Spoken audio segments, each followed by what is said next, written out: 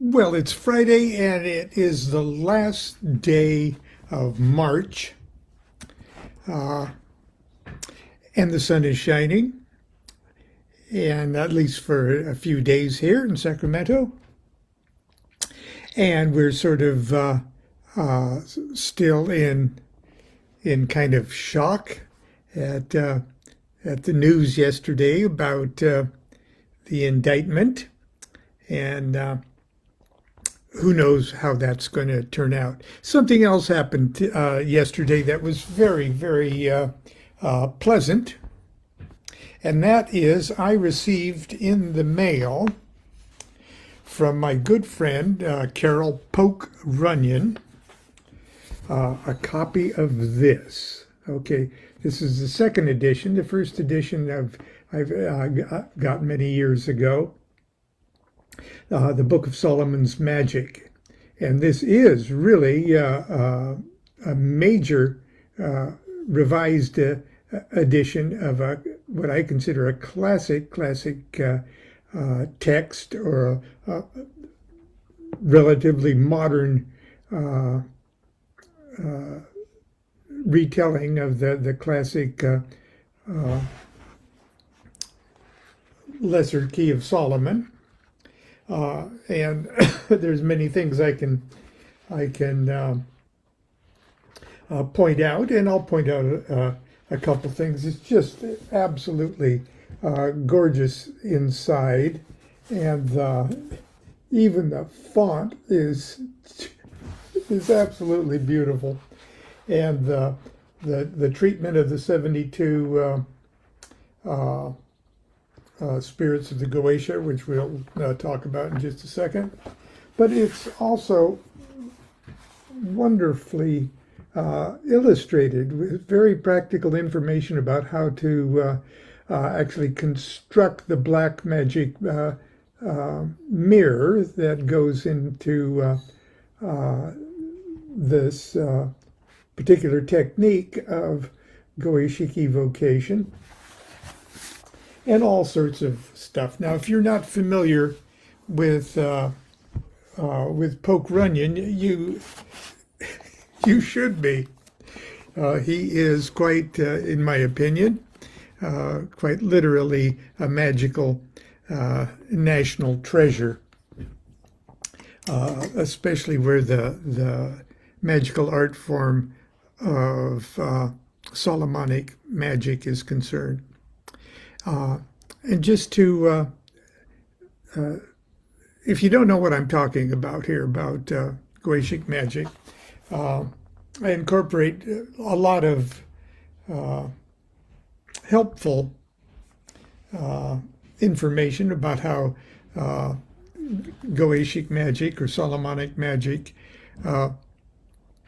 can be applied or compared to or defined by rather classic Kabbalistic fundamentals of other Kabbalah-based things, tarot, even Enochian magic, the Tadva scrying, things like that.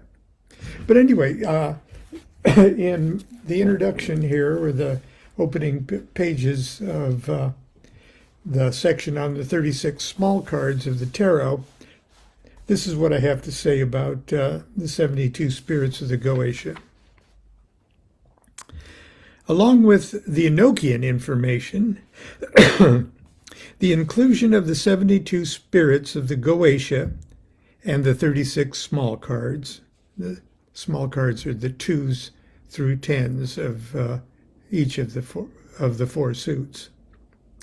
So it's not 40 small cards, it's 36. And they correspond to the 36 decans of the zodiac. All these, I digress, my digressions of my digressions. So I'll start over. Along with the Enochian information, the inclusion of the 72 spirits of the Goetia on the 36 small cards is perhaps the most significant feature of the tarot of ceremonial magic. Never before have the correct attributions of these spirits been incorporated into a deck of tarot cards. Now, when I wrote this, that was the case. It may no longer be the case, but back in 1991 it was, okay? This information has been drawn from Aleister Crowley's Kabbalistic masterpiece, 777, and the columns are 155 through 166. Goetic evocation is one of the most popular and widely practiced forms of Western ceremonial magic. The technique is classic. The magician stands within a magical circle protected by divine names. By means of pure will and an appeal to higher spiritual powers, the magician evokes the spirit into a triangle outside the circle. The magician then charges the spirit, or orders the spirit, charges the spirit to perform some task which by tradition the spirit is known to be capable of performing. A more complete essay concerning the Goetic evocation is found in Appendix 4 of this book. Whoa, let's see what I didn't know that. Yes, here it is. DuQuette provides everything. Don't sweat it. I've done all the work for you. I'm only teasing. The 72 spirits of the Goetia are taken from the first book of the Lemegeton, commonly called the Lesser Key of Solomon, and represents forces which in antiquity were considered fallen angels. The modern magician, however, does not view these spirits in the same sinister light, or at least not necessarily. Rather, they represent imbalanced and heretofore uncontrolled aspects of the magician himself or herself, which, if properly called forth, controlled, and directed, can be of immeasurable benefit, especially in mundane and material matters. Now, before you stop and say, well, I'm saying it's all psychological and this is no. As a matter of fact, what makes this kind of magic actually work, and what makes you tap into the heretofore unknown and hidden powers within your own psyche, you buy in. You actually buy into the objective reality that these spirits are in a sense living in an independent objective reality in some spiritual jail someplace that you're accessing. Now you can ultimately just turn up the juice on your Ruachian intellect and go, no, they're real, all right, but they're these aspects of our psyche. And in my opinion, you'd be absolutely true. But in order to make it work, you more or less have to tone down certain clutter, rational clutter, intellectual clutter that only just gets in the way of the power of imagination that you have within you, that actually can access that level of your consciousness to make these things real. So I know people are saying Lon's rabbi says it's all in your head. You just have no idea how big your head is. My answer to that is, listen to that last part. You don't know how big your head is. Your head includes everything that you think is outside yourself. But then I digress. Okay. Like the 72 spirits of the Shemhamferish. Okay, now I got to talk about the 72 spirits of the Shemhamferish. You can build spiritual life forms, I guess you could say, out of anything. And where the Kabbalah is concerned, and where the respect and the awe that especially medieval magicians held for the Holy Scriptures, and Jewish Kabbalist magicians held for the Pentateuch, or the 5 books of Moses, you can build a whole hierarchy of spiritual beings from the highest archangelic heavens to the lowest qliphothic hells.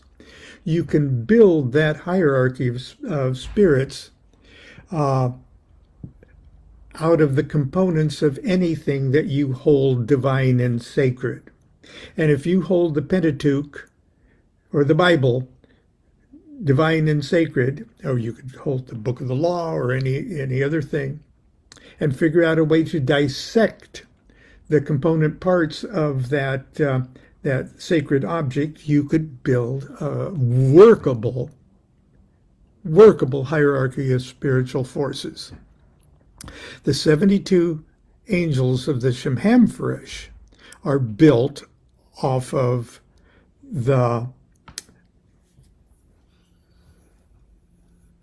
especially the book of, first of all, the book of Exodus, where Moses says, "Behold his mighty hand," and he parts the Red Sea. Well, that power in that "behold his mighty hand," the power of his rod, of Aaron's rod that did that magic,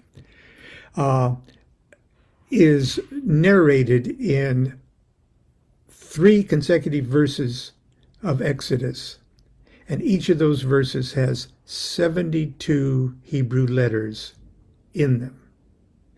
And that did not escape the ancient Kabbalists who said, "My God, the power of his mighty hand, the power of Aaron's rod is revealed in the most memorable 3 verses of the Old Testament, of the Pentateuch."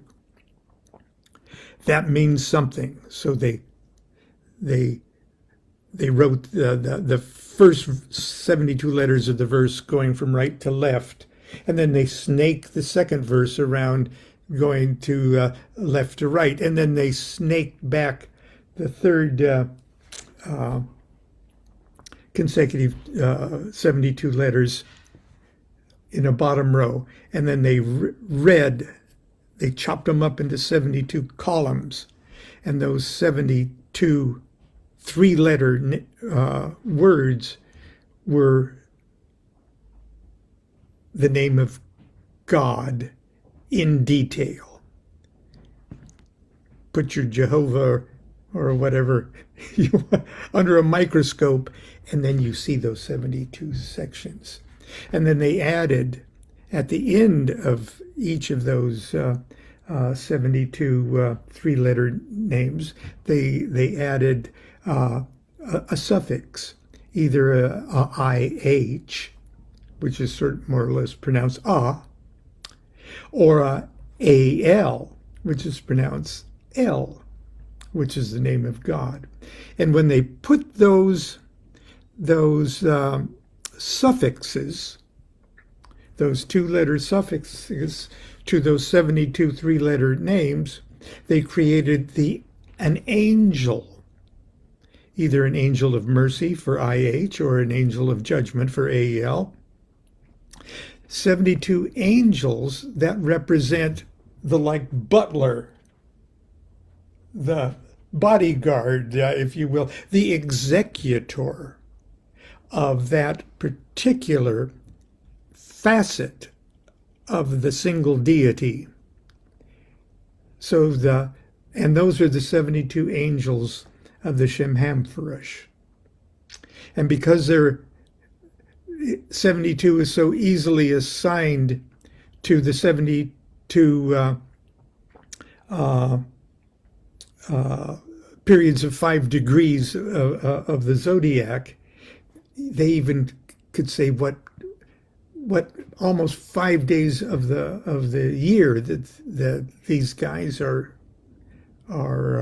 most activated, if you will.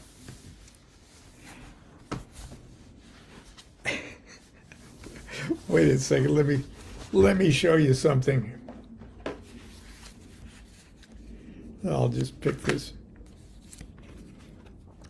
Okay, there's a tarot card, Four of Wands, and it represents the middle 10 degrees of Aries. Okay, it's a period of time that's coming right up here. Okay, so this card, one of the 36, that's the decan of the year that this card is attributed to. Okay, and there are the two angels of the Goetia, or spirits of the Goetia. There's one for the day and one for the night. But there's also, look at that, Nanael and Nathael. Those are angels of the Shemhamferish. That's the first 5 degrees of the decan for Nanael, and that's the second 5 degrees of the decan for Nathael. Okay, that's the easiest way I know how to show that. But I digress. Like the 72 angels of the Shemhamferish, the spirits of the Goetia are assigned to the 36 small cards in pairs. But unlike the angels of the Shemhamferish, each pair of the Goetic spirits represents the entire 10 degrees, one for day and one for night. Now I've got myself fascinated by the elements of Goetic evocation that I got in Appendix 4 of this book. There's a circle and a triangle. The circle and triangle are the two most important physical elements of a Goetic evocation and are considered indispensable. The operator stands in the center of the circle, representative of the infinite universe and the magician's own aura. It's a place of balance and stability. The circle is protected by the divine names sacred to the magician. For the duration of the ceremony, the magician never steps out of the circle. The spirit is called forth into a triangle placed about 3 feet east of the circle. The base of the triangle is positioned toward the circle. The triangle is framed by 3 names considered holy to the magician. Now there's traditional names, but if those don't mean anything to you, figure out 3 names that are meaningful to you. A copy of the spirit seal is placed inside the triangle, and another copy of the seal with the pentagram inscribed on the reverse side is worn as a medallion around the neck of the magician. Upon the spirit's arrival in the triangle, both sides of the medallion are displayed to the spirit to force it to obedience. The magician should also have a version of the hexagram of Solomon pinned or otherwise displayed somewhere on his robe. That's like a sheriff's badge to say, this triangle or this pentagram thing I got around my neck with your seal on the other side means you got to do what I tell you got to do. But this hexagram on my robe here says I've got a boss too, and I got to do what the boss tells me to do. And to tell you the truth, right now with you in that triangle and me in this circle, what the boss tells me I got to do, you got to do too, because I'm working for the singularity of the cosmos. Okay. Then it goes on, the magician's got to feel justified. You did it for Moses, you did it for Elijah, you got to do it for me. But anyway, that's all found in, it goes on for a couple more pages in the Tarot Ceremonial Magic book. Well, now in the just few seconds I've got left here, I want to get back to the Poke Runyon thing, because Poke has, in the view of many modern magicians anyway, not everybody, but in the view of many, has rediscovered that at least some important key Solomonic magicians of the medieval period placed a black mirror inside the triangle, and and instead of the triangle being on the floor, it was facing the magician like an easel. So the magician could gaze into the mirror, classic Snow White, mirror, mirror on the wall, who's the fairest? And that's how, according to this theory, and it's a very practical and workable thing, that's how the spirit visually appeared to the magician. Because if the magician could see his or her own face in a sort of a dimly lit, spooky, incense-filled temple, all you have to do is look into your own eyes for just about 40 seconds. And your face disappears. Many times your eyes stay visible, and you're looking at your own eyes. And your face disappears, and another face appears. And that triggers within you a loop where you can say, the spirit is now present. Welcome, and then you go on to do your whole thing. But the impact, the psychological, the emotional impact of you actually seeing the spirit, and many times it appears reptilian. I don't know why. Not David Icke, but maybe yes. Who knows? The thing is, many times a demonic face appears, and it's that you make a connection to. And it's also, the Rabbi Ben Clifford would say, oh yeah, it's just another way of saying it's all in your head. You just have no idea how big you're headed. You just evoked a spirit that was already in you, and you're making it do what you want instead of just running amok into your life like a unrestricted plumbing of Drano going through your soul. But anyway, I digress. I'm going to show you something.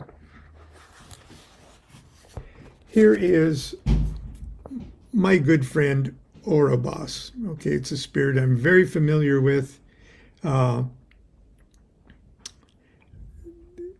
He's the night spirit of first 10 degrees of Libra. Okay, that would put him right there. And there's Goetic, or a spirit of the Shemhamferish right there. That's the last 10 degrees. Now, in this marvelous hardcover version, do you see Orobos there? Okay, and there's the classic description taken from the Lesser Key of Solomon. And look how Poke has organized everything. There's his rank, there's the signs of the zodiac that he's got signed. There's the Decan, and other traditional rulers. There's the angel of the Shemhamferish that we just said, but there's the archangel associated with it. So you could start dropping names and saying, well, your boss says Okay, then there is a verse from the Pentateuch. Now, there's 72 verses in the Pentateuch, or the 5 books of Moses, that use the word Yod He Vav He. 72 of them. And the ancient Kabbalistic magician said, whoa, that verse is sacred to each of those 72 angels. And there's a hint in that verse that says what that angel is really good for. Okay? And hang on for a second. I'm going to go back to this. For the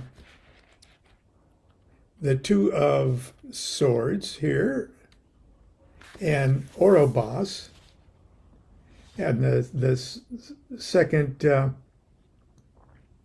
5 degrees, which has a spirit of the Shemhamphers assigned to it, that Meba'el is guardian and preserver. So he's got a job, and it's assigned by his particular section of Yod He Vav He, and to those who are who hold the Bible sacred. That's the spirit. But the reason that they got that guardian preserver designation is from the verse itself that contains the Yod He Vav He that's assigned to it. And that's the translation, "Be thou, O Lord, endurest forever." Oh, excuse me. "But thou, O Lord, endurest forever, and thou shalt be remembered from generation to generation." And that word Lord there was an actual Yod He Vav He, one of the 72. Anyway, and there is, Poke's got notes here where the name Orobos was derived from, which in a way is a sort of a beautiful, artistically rendered piece of information, such as you can find in other sort of collateral material. Anyway, it's an absolute beautiful masterpiece, and let's see where it's available right now. I'm not doing this as a plug for Poke, but it's a good plug. Let's see. Well, anyway, it'll go to Amazon pretty soon. But anyway, it's called The Book of Solomon's Magic, the second edition. First edition is out. You can get it right now. But oh, here's a picture of Poke. It's just now, Poke's a dramatic guy. Okay, Poke's a high degree Freemason and a bigwig in California anyway. But there's Poke. And he's got videos and stuff. I'm in one of his movies. And